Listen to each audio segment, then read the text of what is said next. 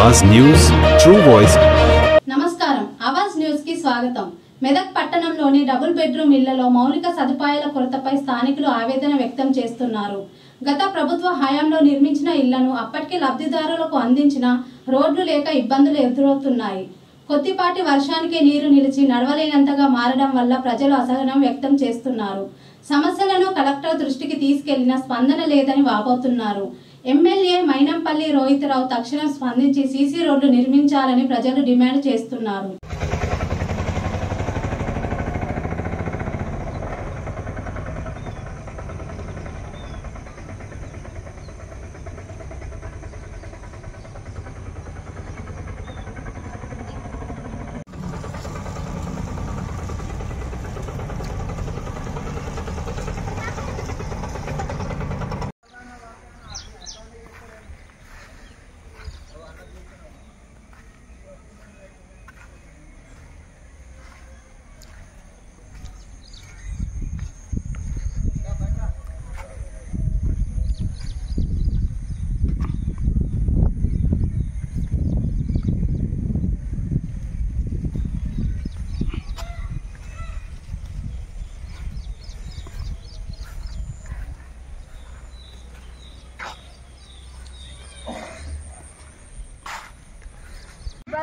జర దయచేసి జర మంచిగా ఒక కన్నుబెట్టి చూడండి। మాకు ఇచ్చిన ఇది గొప్పతనం కాదు, మేము పడి సస్తున్నాం। ఇక్కడ మా కూలు లేక మాకు బతుకులు లేక అటు పోయి బతున్నాము, మీదకు పోయి ఆననక ఏదనక పోయి బతున్నాము। వీడికి ఇద్దరు ముగ్గురు పడ్డరు। ఇక్కడ ఇంకో బస్తాలు పట్టుకొని పోతున్నాము। మాకు ఏమి ఇబ్బంది కైకి లేక ఏది బాధ మస్తు బాధలు పడుతున్నాము।